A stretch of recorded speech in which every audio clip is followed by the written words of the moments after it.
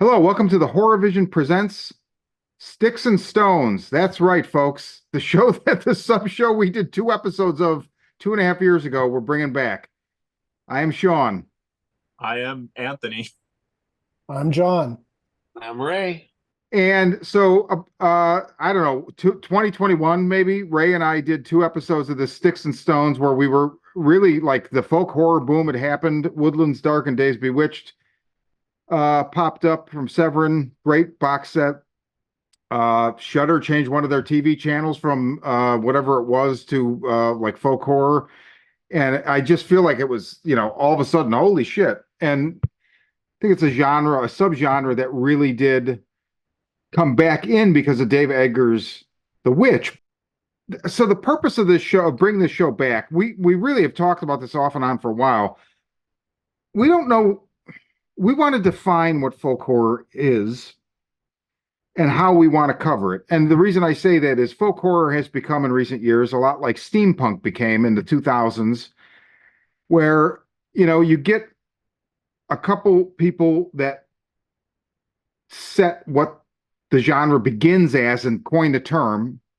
And in steampunk, it is coined like almost as an afterthought, like as a joke, and it's stuck. But then within, 10 years, and I'm not saying they're bad, but there's so many steampunk novels. I know because I worked at a bookstore at the time, and you could tell there was just a checklist. Like, if you want to write a steampunk novel, goggles, check. Dirigibles, check. Gears, check. And that's all well and good, but it becomes a little bit commodified. And I think folk horror has, again, I'm not saying these works are bad, but how many icons on Shudder have popped up in the last 2 years that have that horned skull as the main image? I feel like a lot. And I feel like you see that and you immediately think of folk horror. And some of it is just checking boxes. So we want to use this episode to define this for ourselves and for our listeners, and then going forward, kind of apply that. We'll cover old stuff and new stuff, regional stuff, big budget stuff, maybe, if there is any. And we have two movies that we're going to juxtapose tonight for the purposes of this. Anthony, what's the first movie? I chose The Shrine from Don Knotts. I'm just kidding. His guy's name is John Knotts, actually. I wish he had directed this movie. For fans of the genre, he directed Jack Brooks' The Monster Slayer, which is a great practical effects feast. Has Robert Englund in it. That's enough to draw a lot of folks in. But that's just a fun, kind of slapstick style horror film. And then this one is one where he kind of dabbles in the genre that we're talking about tonight. So, and this is, what year is this from? This is 2010. 2010. So then we're going to juxtapose with that a movie that I first found through that Woodlands Dark and Days Bewitched, but which is on Shudder, has been for a while. It's called Lepiritica, and it's a Serbo-Bosnian film from 1973. And it's regional European horror, folk horror for sure. So those are the two movies we're going to go with. And I would just like to say, I feel like I've been thinking a lot about this, and I want to go around before we start to each of you guys and give me something like this to get started. So I really was thinking about what is the definition here? Like, how are we going to define things? What's the criteria? And I think there's two things. I think there's a modern movie that fabricates folk horror elements, and then there are films about actual folkloric traditions. Thinking about that, what would you guys, do you have any like mission statement for this? Do you have any like, I feel like this is a defining element for me, anything like that, Anthony? I just feel like it's that struggle between the old ways and modernity.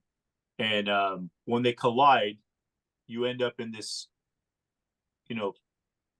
power struggle of who's correct, who's right, who's always had it correct, and ultimately who's wrong. And usually whomever is wrong is usually the ones going in the ground or involved in some sort of ritualistic sacrifice or something, along those lines. But that's kind of the tropes you see in a lot of modern modern style folk horror films, where you're getting these, city folk wandering into, the countryside somewhere, and being aghast at, but by whatever lifestyle that these people in the old world have chosen to live by, and then again, ultimately, there's this clash, and I mean, that's kind of what we'll get from the film that I drew from tonight, or that I picked tonight.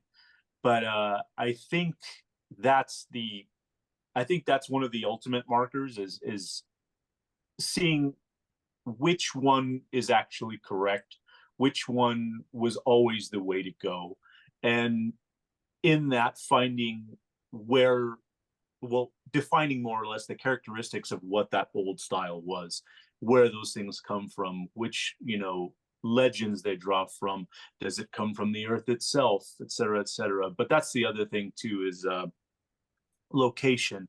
They always seem to take place in these what's the word for it? Like a rural location. It's always rural, but it's another word I'm looking for, that kind of, there's a thinness to the to the veil between one world and the next. Yes. So I mean, this is just one or two or three small aspects to a very grand design of this genre. But that's kind of where I tend to focus on, because I do watch a lot more of the modern stuff. And again, we've spoken about tropes that have been borrowed and kind of are, scattered throughout a lot of the newer stuff. But that's just kind of where I'm at with how I define it. Okay, that's cool. You guys go ahead and take it from here. John? Yeah, just to kind of build off of Anthony's point, I mean, yes, we can definitely define folk horror as a story in which the folkloric beliefs of a regional or localized group of people are essential to the story. But I think the bigger question we end up asking is why has this why is this a genre that has seen a resurgence, especially in the 21st century, in the 2010s, and why have we seen it kind of crop up at other varying points throughout film history? And I think it in that bridge between tradition and modernity that you point out, Anthony, it seems to me like all the times that these that folk horror really pops up is it's always kind of centered around a cautionary tale to contemporary audiences about the danger of Manichaean thinking about the world, the splitting of the world into us versus them, or good and evil narratives. And we see that with films like The Witch. We definitely see that with films like Midsummer, The Shrine. But we can go back and say that The Wicker Man, the original Robin Hardy film, does it par excellence.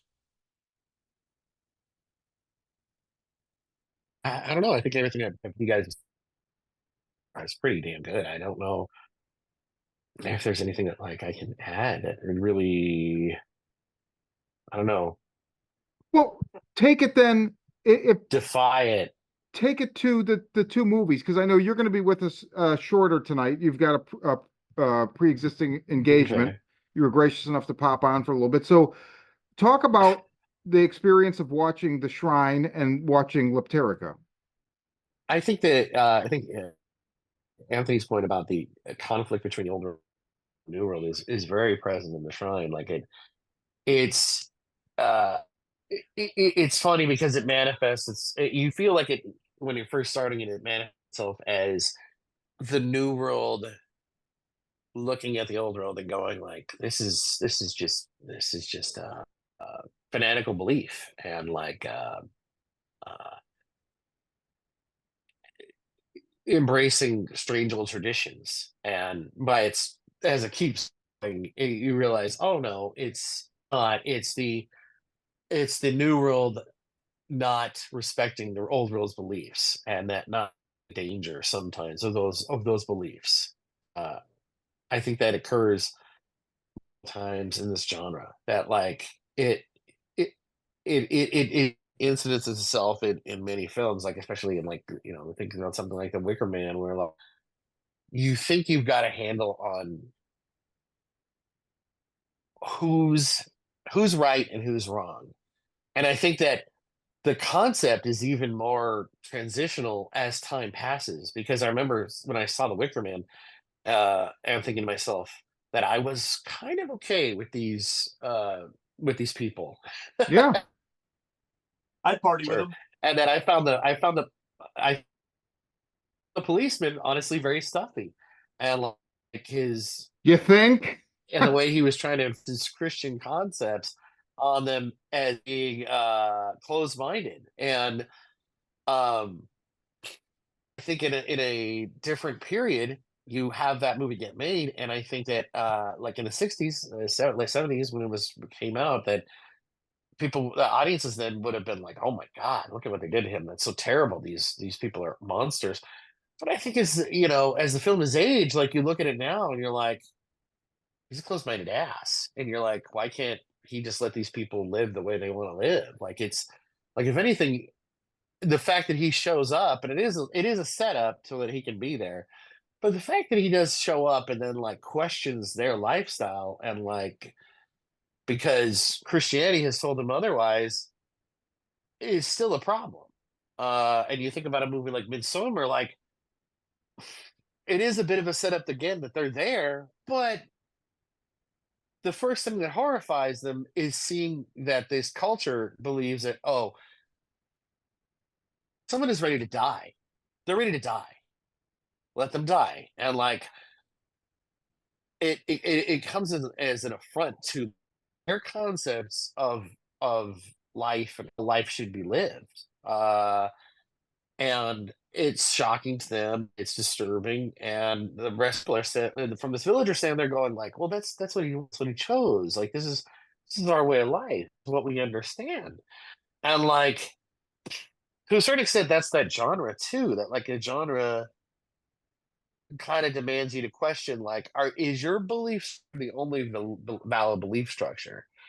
And the answer sometimes is no, that it's not. Like you have to be open to what the world is like, and like and uh other cultures and what they believe. Like I mean, the big thing about about the shrine is that you're convinced that what we're experiencing, what they understand is, oh, these people have something evil. But as the movie continues, you're like, oh, these people have done something that to them makes total sense, is actually trying to save the world from evil.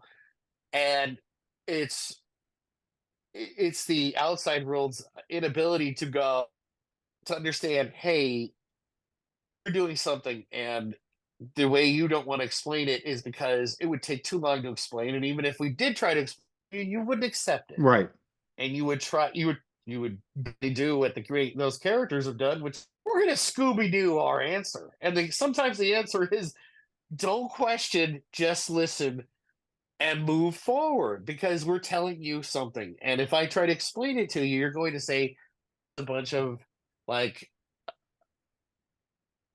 hogwash. That's a bunch of, for lack of a better, that's old world thinking. It can't possibly be true in our new world where science and other things matter, and that's not always the case. And with Lepiritica, I don't think that conflict is necessarily there, but I I think one of the things about folk horror that really makes that film, and I think it's something to consider, is that like it is Lepiritica is a vampire movie, but it's a different vampire Yeah. movie than we've ever seen, than like I've ever seen. And the that genre is its own genre, but what we understand vampires is, the manipulation and things that we've seen. Whereas this is a culture, uh, I think it's Bosnian, that like this is how they perceive vampires and how they understood vampires. And just the concept, like the vampire transmorphs in this film, but it doesn't turn into a bat. It turns into a butterfly. And that's an interesting concept. Like, why a butterfly? Like, some to explain that.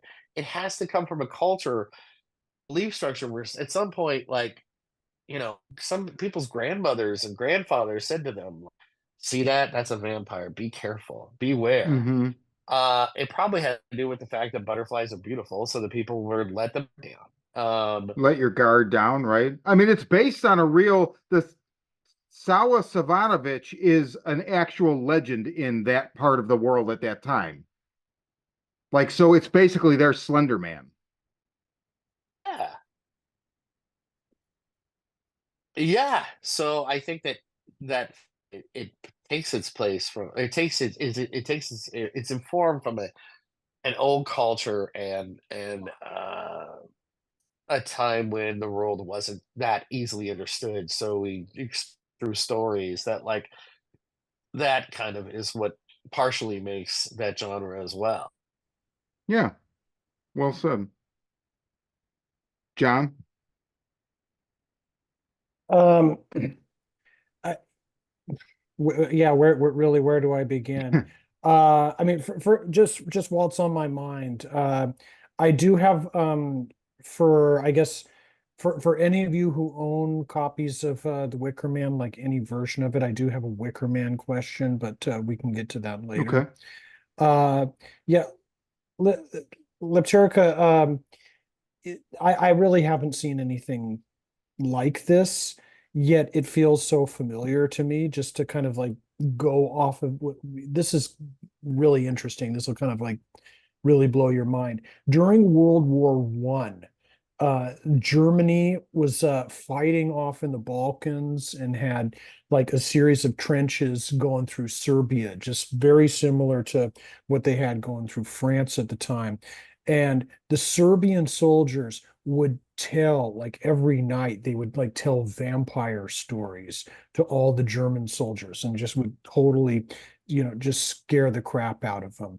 One of them was like this the soldiers, one of the German soldiers was this guy named Albin Grau, and he was hearing all these legends, very, very similar to what we see in Lepterica. Just like same imagery, just like same like horrendous stuff. And he was just sketching, based on like what all of these Serbian soldiers would tell them. Like it's like our lives are touched by vampires like on a daily basis. Albin Grau would take all that he wrote, and he would later go on to be the production designer for the original Nosferatu, and like that's Oh, where like they got all that material from. So we kind of see like there's a little bit more Lepterica in Nosferatu than Bram Stoker's Dracula in some ways. Um, yeah, again, the whole time while I was watching this, I was like, yeah, this really, really, I think is makes us because it came out the same year as Wicker Man, I mhm. think, 73. Yeah. And it really ticks all the right boxes. But the whole time I was watching it, I wasn't sure. I wasn't quite sure like how this got made because Serbia was a communist country at the time, and communist countries they weren't really allowed to make films that indulged in superstition. Like even to this very day, like my students, whenever I teach horror, my students that are from China, they say that Chinese government doesn't allow its industry to make horror films because they don't want their citizens believing in things like Right. ghosts and other supernatural monsters. So the whole time it's like I'm watching this and like this feels so eerily familiar, all of this, but at the same time, I'm sort of wondering, how this got made. And, it's in all honesty, I think one of the more unique things that I've seen for the horror vision. It was actually branded as a terrorist film after supposedly this is one and it's you're gonna laugh. I feel like because by today's standards, you're gonna laugh. I mean, I laugh when I hear it today, but supposedly a man in Macedonia died of fright during a screening. So the communist government branded it a terrorist film. I'm reading this from an article by Anna V on Slavarum. I don't know what this. I was just reading a bunch of articles today or perusing them, but yeah, that's It's interesting, and that's why I think that's why it was lost. I think Severin is the who brought this movie back out of the the ether. Anthony. Lepiritica was an interesting one. Mostly, it's I was expecting to be alarmed at a couple of different points. I mean, granted, by my taste, it wasn't something that I found terrifying in any way. I could see how it was for its time, but I found it more funny than anything else. Like the bumbling gang of older guys that are constantly just drunk Yeah. and trying to meddle in other people's businesses. It's that kind of stuff was just funny to follow. And like, I wonder what these idiots are going to do next. Um, but the clash in this one that I was talking about earlier, in this one, it seems to be the naivety of youth and again the old ways and not wanting to adhere to the way things are and have been for a long period of time. Um, it's interesting to see the star-crossed lovers that are wanting to run away, and it's when the twist comes for and the big reveal came. I actually was quite surprised when you find out. I don't know. Are we spoiling anything during this? I mean, yeah, yes and no. I don't necessarily think we have to. I mean, if you We want to don't go have ahead. to. No, just as far as the twist goes, I mean that was really interesting, and I liked how they had to use the and this doesn't spoil the film, but use the elderly woman as a quasi conduit to be able to get information about Yeah. how they can do whatever they have to do to meet their ends. But I like that they have that and still find a way to make that comical with hearing challenges and stuff like that. But it seemed like more of a Greek comedic tragedy, which was interesting to see play out on film. Definitely not what I was expecting. I wasn't expecting a bloodbath or anything like that. And for a film that's runtime was what 65 65 minutes. minutes. Yeah, 65 minutes. It does get exactly where it needs to be with very little pacing issues. I know that's very standard review, but as far as folk horror goes, I thought that it was interesting, like you said before, about it being a slice of this time period where there are those films where you're immersed, you're fully immersed, and not just, uh, taking taking the role of the agent of modernity in, whatever new film that you're watching now. But yeah, as a period piece, I think it's really cool to be able to be immersed in the culture. And I mean, down to wardrobe, down to the way they speak. I mean, everything is on point. I mean, not that I'm An a expert in an Bosnian. expert an expert in that time, yeah, time in history, but I felt immersed in it, and I thought that was a very important part. At no point was I ever taken out of it. I mean, even when during the first attack, it just seems so. It's interesting to see the contrast between I guess you would call it the purity of the flour that they're making. So that attack that goes on in the mill, and then when you get your blood running red and whatnot, it's really cool how all that stuff pops on screen. It works. This movie was not one that I would particularly seek out, but I did find it to be interesting because you recommended the documentary. Woodlands Dark and Days Sorry, its name Bewitched. is yes, that one. And I saw a piece of it in there and was kind of like, that's one of the ones I want to see. And so I was quite surprised because majority of it I was listening to on audio. I was quite surprised to see that was a piece that I did catch the video for. So again, there's some pretty creepy stuff that goes on as far as what they're. I mean, just the differences between typical vampiric lore and what you got in this film. There's a lot, obviously there's a lot of similarities, but there's just a couple of small interesting things like the butterfly and being able to, well, for them to be able to exist outside of their resting place, but I don't know. I don't want to get into too much of that just because it goes into spoiler territory. And again, it's a quick viewing for the audience. They should watch it, especially for 56 or 65-minute runtime. Yeah. Like, you're not wasting any. Like, definitely watch the film. Pushing it along because I'm going to ramble a little bit more on this. No. I agree. I definitely thought that it was like both you and Ray brought up the butterfly thing. I mean, John, that about the Nosferatu connection just blew my mind.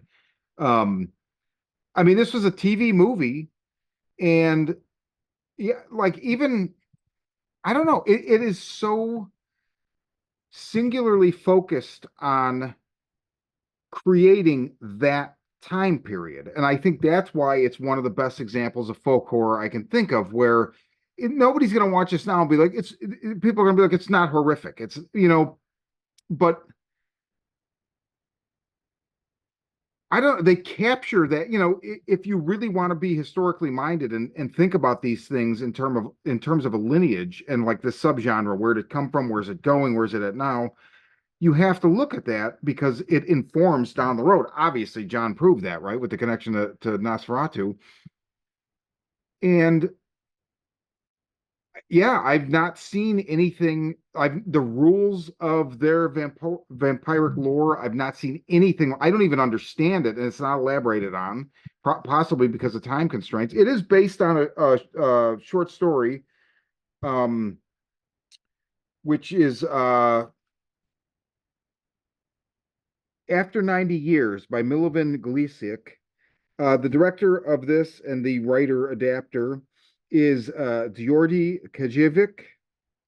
And yeah, it's 18th century, Yugoslavia essentially, and it's a small community, and it's all about their way of life, their day to day. I mean, what is the root of the word folk, right? Uh, Volk in German, or folk, I think is Old English, which is FOLC, and it's people, right? So it's the common people. So this is all about the common people, their way of life, their day to day. The mill is very important to them. Otherwise, like the one guy says, we'll be eating raw wheat like the beasts, right? So they have this mill, and that's where people keep getting attacked and killed by this folkloric figure, this Samhain Savanovich, who, yeah, they have to go to the old woman to ask, like, you knew this person, and the through line makes no sense to what the twist is and the revelation, but it's still cool. I love there is one wound that is really, it's the reveal wound, and it's just gross. It's pretty well done for, um but yeah, it's definitely worth the watch, and I think it's a good place to start other than Wicker Man with folk horror. Ray? I think the point about like you saying that like it feels uh like it doesn't establish these vampires and how they work. I think that may be a little bit part of it because it definitely was made for a cult and like people who grew up with that culture. So it maybe doesn't have that Western sensibility of like we have like when you make something you have to explain it Right. and you have to explain how it makes sense and it doesn't rise out of a tradition whereas this kind of rises out of a folk tradition so like it's not like they feel like they have to make this and then like oh this is why this is just go no the audience gonna know our audience is gonna get it and like we certainly have like genres and things like that where uh we don't feel like we have to explain this because we've done it before. If if you know, it sounds bizarre to bring this up, but like if you want to compare it to something at this point, like the reason that they don't cover who Spider-Man is because everyone knows how Spider-Man powers, Yeah. and that's it. They don't feel like they have to beat that to death. And in the same way that like these people how they grew up with traditions and heard stories and now they go, oh, I get it. That's why this is true. Uh, so they don't have that character that like would exist in like a film here, where like they go, oh, we're gonna this character exists as the outsider to be explained to, so that's why it Yeah, works right. for that's why it works for the audience. No one in that film is an outsider, so it's just this is how it works, and this is why it makes sense. And if I may, real quick, that's another reason why I feel like this is such a pure example, is that that is one of the things with modern folk horror going back, even to the Wicker Man, there's the outsider that comes in, and that's where the modernity versus the old ways, right? We don't have that. It is literally Yeah. just the old ways. It is a slice of that. So that's it's a very pure insular version of that. There's no Ichabod Crane in this Yes, story. yes. Oh, goddamn. Yes, that's a Well good way of putting said. it. That's a good way. That's an excellent word. Very excellent way of putting it. Well said. Because if you look at that story, I that mean, story is super steeped in folk tradition. Like, absolutely. yeah, which is kind of why I can't stand the Tim Burton movie. I've never liked it. I've never liked it. The ending, I mean, it's pretty to look at, but it's like they totally took what made it so good, which is the folk horror aspect of the original novel, chucked it out the window so it could be just all about Tim Burton could just indulge in all of his bells and whistles. I'm not saying remake it and do it right. I'm just saying, like, yeah, if we're wanting to talk about the mechanics of folk horror and why it works and why it's been so effective, yeah, read Irving's novel and check out, God, even the animated version of it kind of touches upon some of those issues. there was a version every I year was gonna as a say kid. that Disney animated Yeah, Every year as a kid, is there was a live fantastic. action version. And I think I looked this up a couple years ago. I think Jeff Goldblum was in it, but it would have been before I knew who Jeff Goldblum was, right? yeah, And I haven't yeah. seen it. You're right. I've seen it. And it doesn't, it's like I haven't looked in a while, so maybe it's come back around, but the last time I looked, you couldn't find it. You can buy like dubbed VHS copies, or somebody dubbed their VHS to DVD. It's going to look like shit, and you're going to pay $50 for it, but it's not been translated in the digital era. And it was on every fucking year when I was a kid, and I loved it. Yeah. Ah, damn it. That's Yeah, I'm gonna jump off in a minute, but just to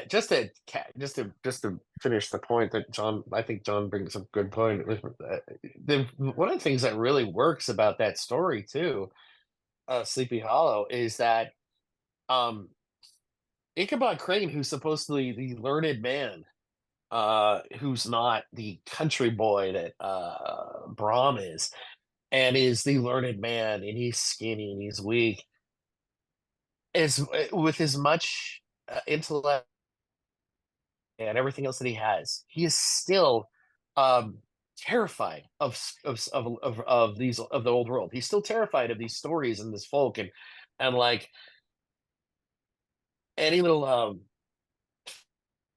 involving superstition, he's terrified of mm-hmm. it. It's something that's highlighted in the Disney animated film, or short, that's great about it, is that like it really captures the fact that that character, despite how much he knows about the world and despite how much he's about it, he's a coward, and he's terrified of the old world and what things that exist in it that are still there that he doesn't understand. Um, he can't completely apply his knowledge of the new world and how the world is changing, especially America, and understand it completely. He still is terrified of things that he can't explain, and that very much informs this genre too, of like just how when we think that we understand things completely, or we understand how the world works, that and especially the Shrine really highlights that, is that we think we understand how the world works. We know how science is. We go, oh, that's just superstition. That I'm not going to buy into that concept. I'm going to buy into that spirituality or that belief.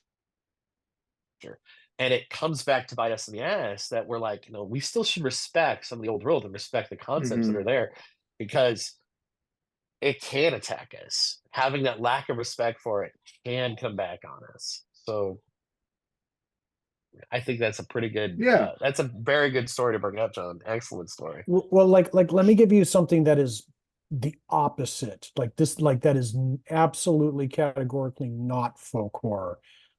Frankenstein. Frankenstein, one of my favorite novels of all time.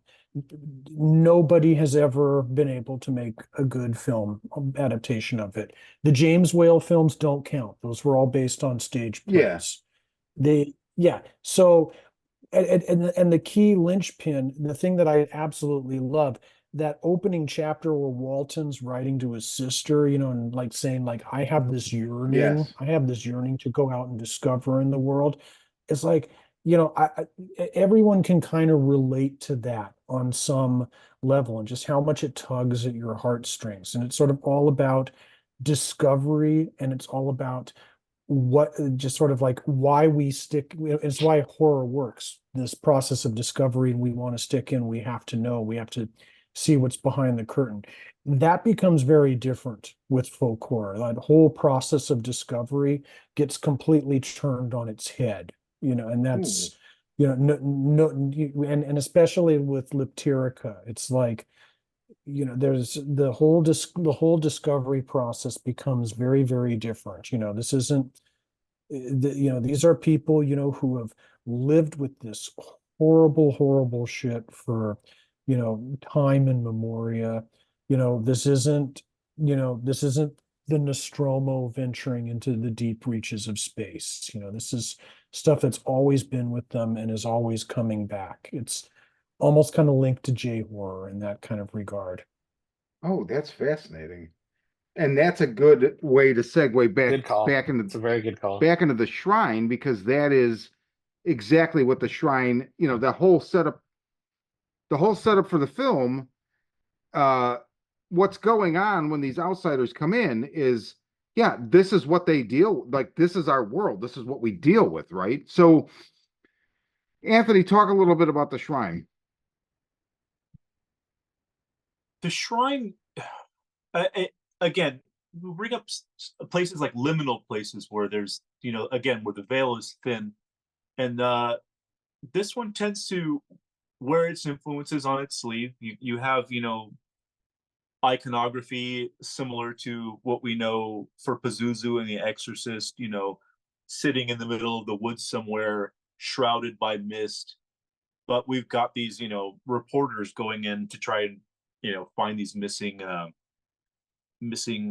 travelers and whatnot, and they end up stumbling across this village and, meeting the typical bumpkins who don't like outsiders, want to keep people out, want to make sure that people stay away, et cetera, and just this constant, not knowing what the other one is up against. However, the bumpkins are just like, we don't care, we just don't want you fucking here at all, get out of here. That's, a small piece of that. But getting into this story, you're finding that, there's again, we're going to start talking tropes now, and some of this stuff, a lot of this stuff came across in that documentary. Again, that documentary it goes well past and beyond where I thought it was going to go, to the point to where you can actually start to see all those threads break down to where you're like, okay, we're not even in the territory anymore. But this is an example of a film that checks those boxes.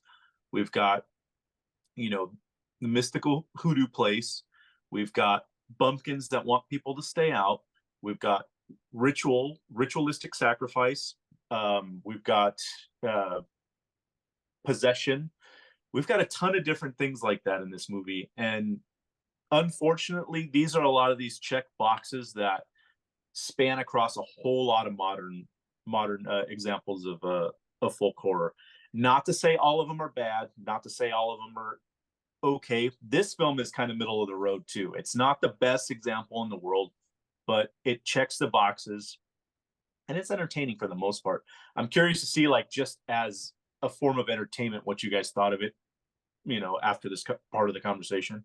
But this one, I discovered, and I just thought, I remember when you guys were originally doing the show, and I was like, I wonder if they would be interested in doing, some of the modern stuff where, these are films that fit. They're not they're not the slice of, but you know, there's the whole modernity versus Yeah. the past thing going on. And no, I mean, this film, I think, is obviously it's going to appeal to a lot of more modern horror fans. Then nobody's going to watch this. I don't know a lot of people that are going to watch this movie and say, "Oh, that's where that comes from," or et cetera, et cetera. But I mean, it's got enough splatter and gore in it to keep people, you know, happy. They don't. Not a lot of. I'm sorry. Not a lot of folks are going to, you know, understand the Bava references and things like that. They're not going to know about, you know, the witch hammer and, you know, that kind of stuff. But I think it's a cool introduction to that. Yeah. So that's another reason why I chose this film too, because this movie does borrow a lot from a lot of those older titles, especially some of the stuff that I saw in the documentary. Forgive me, I'm a layman to a lot of that stuff. No, so I'll be learning as I go along with the show as well. But I saw something in this film that looked like it would definitely belong on this show, and there's enough of it to talk about to warrant a viewing and you know, to be able to break down the references and whatnot. So I enjoy the film personally. I thought it's fun. I dig it. It doesn't take, you know, a high place in the pantheon of all these other films. It doesn't, you know, it doesn't. Yeah, but not everything we talk about has to. The Wicker Man or anything like that, you know. But it's definitely a fun one. And as far as introduction to modern folk horror, I could see how this one has just enough shock to keep people interested and want to look back at a lot of the older stuff and older materials and reference points. Let's see that. John, The Shrine.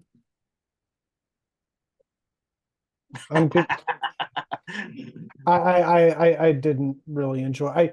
I appreciate what other people see in it, and Anthony, I think you're right. I mean, this was not a horror film for me. It was this is definitely a horror film that appeals more towards fans of modern horror, or people who are really either exclusively or by and large in modern horror. The irony of which is that you're right. They probably wouldn't get, the references, to Bava and Argento and everything else, like right and left. That's the weird part about it.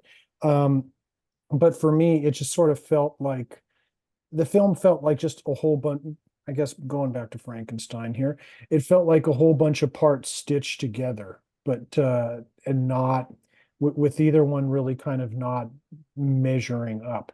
There, there were, there were some, I guess, like purely from a Frisson point of view, it's good gore, some good kills, as they say, and enough scares throughout, to keep someone, looking for a horror thrill ride and entertainment a good time.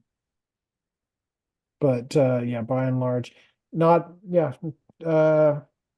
it's like it definitely kind of reminded me about like why there are some modern horror that I feel doesn't hit the mark for me. Well said. It seems a little, so I like a lot about what the movie wants to be. I feel like it was either rushed or just not well produced or something, because I just thought the craft was not there at all. Like even down to the makeup and the lighting, and like I just was like, oh my God.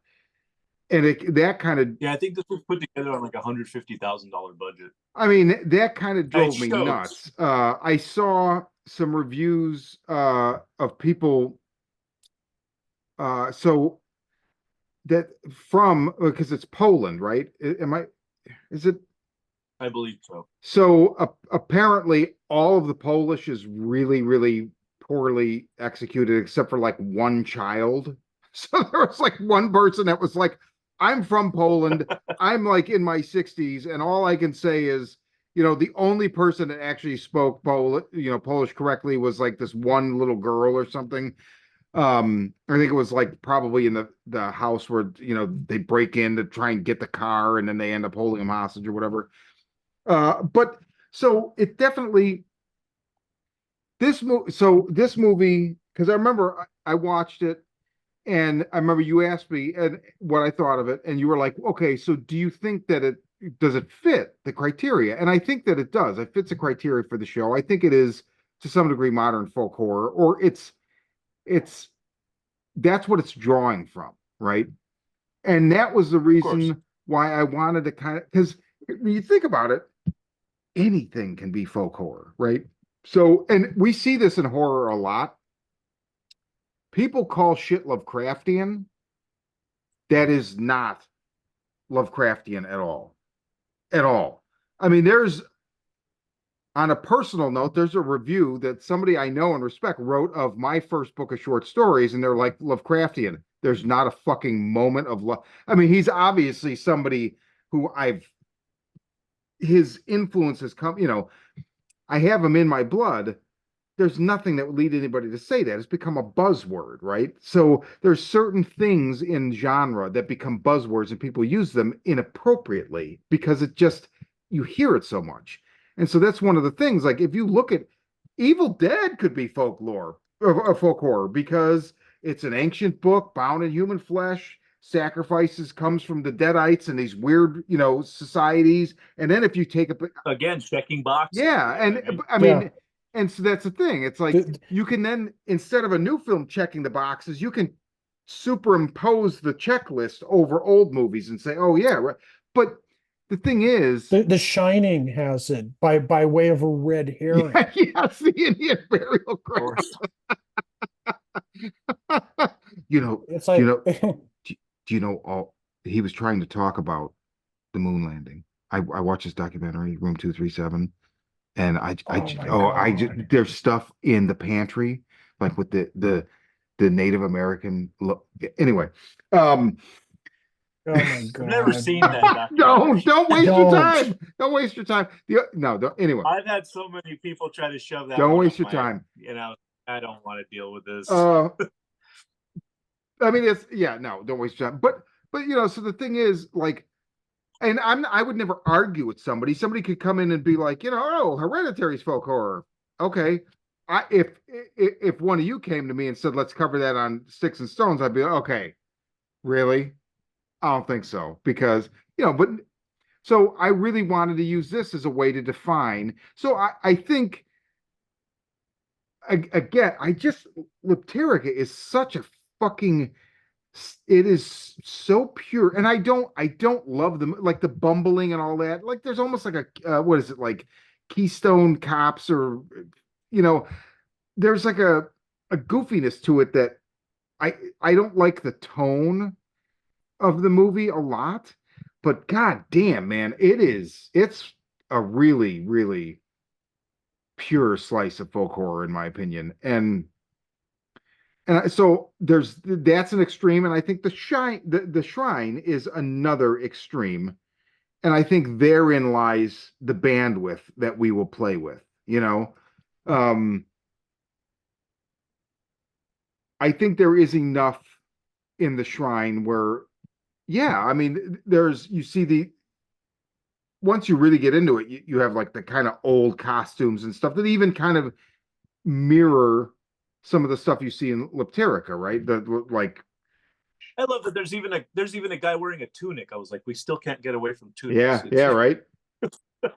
There's one line in Woodlands Dark and Days Bewitched, and I thought this was really, really interesting. And it's Howard David Ingham, the author, says, "We don't go back" is the primary tension of folk horror. I thought that was really interesting. And it is that modernity versus the old ways. And especially in England or Europe, where that shit is old. I mean, obviously North America's old too, but you had tribes, and they kind of just were here until white people came and fucked them up, right? But in Europe and Britain, the British Isles, there's a lot of societies coming in and reaching fruition and then being supplanted by other societies, and there's just a lot of tradition upon tradition, and I think it's just very, very fertile for this kind of thing. And so it becomes modernity might be people in the 1800s versus the old ways of the 1600s. And then you lay on top of that people, move up 100 years, and you've got this like cascading,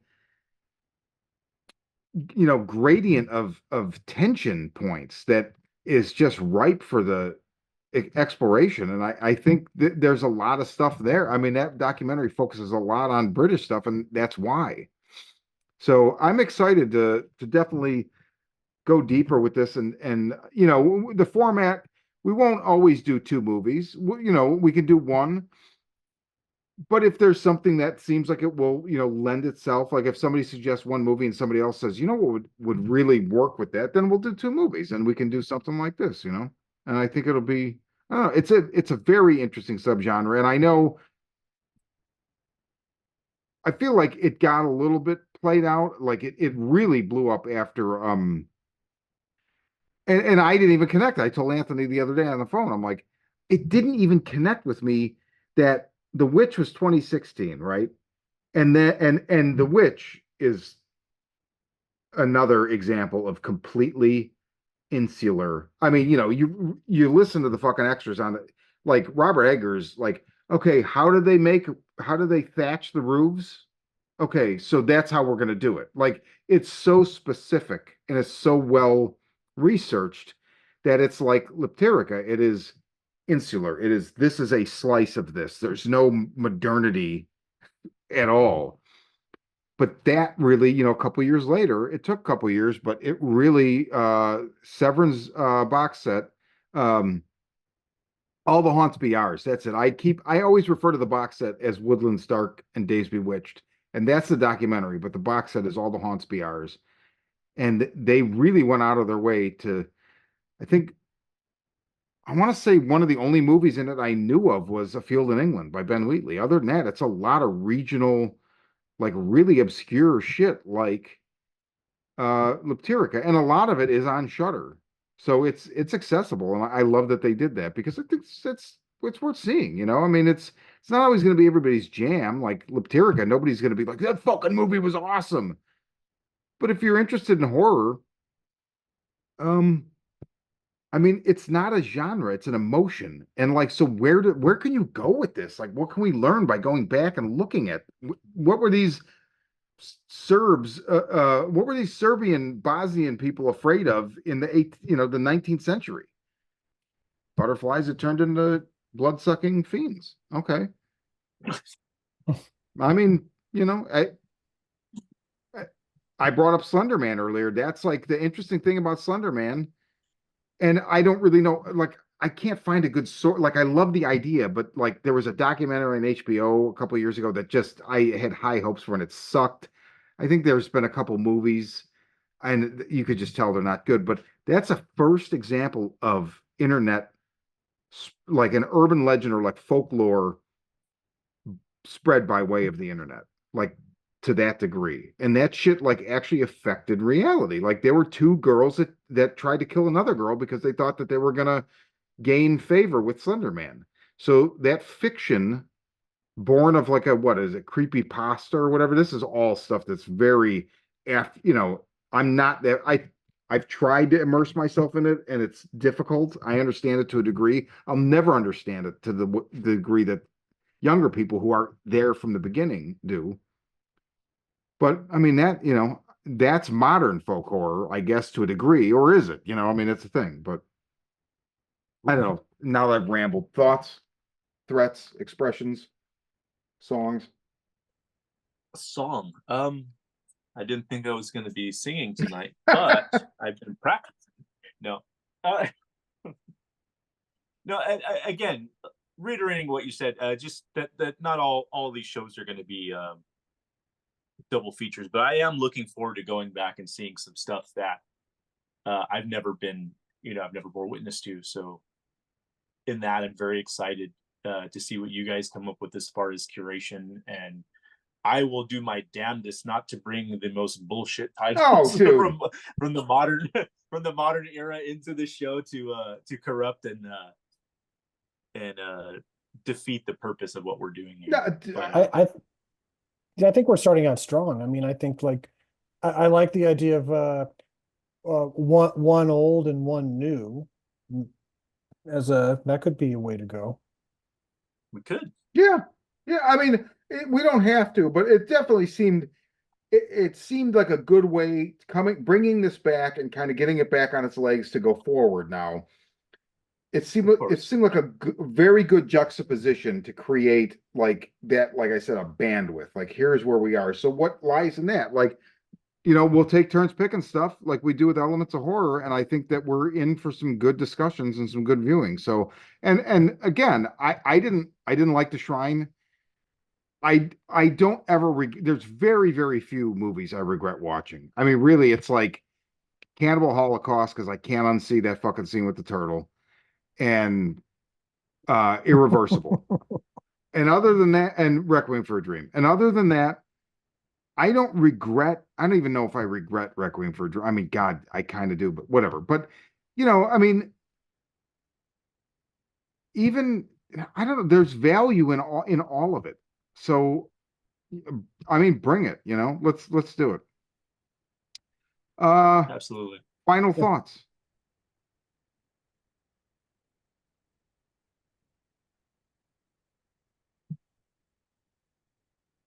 Yeah, I think I'm excited to do this. I'm excited to see what we learn really from this, because it just sort of, it seems like in a way that this is familiar territory for Horror Vision, but in some ways we're venturing into the unknown, and that's an aspect I kind of like. Yeah, same.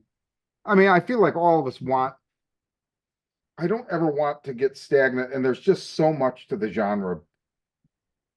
There's just so much. So I want us to tackle it all. And we talk about such a wide range of shit. So yeah, I think this is a good way to really hit on this. And there's a lot of good films that will fall into the purview of this. So that's Sticks and Stones. First episode back. I guess episode 3. You can go back a couple years and find the first 2. It's Jugface and Children of the Corn. Nice. Yeah, Children of the Corn, not so much. That movie, saw it as a kid, did not hold up. Did not hold up at all, man. That movie was it Malachi? That movie fucked me up as a kid. No, Malachi's fine. That movie fucked me up as a kid, man. I don't know. I watched it again. I was like, man, I'd like to go back in time and beat the shit out of the younger version of me that it scared. Think that's scary, little bitch. But yeah, okay. So that's Sticks and Stones. So for the Horror Vision, I'm Sean. I'm Anthony. I'm John. And Ray has already told us to get lost. So Ray.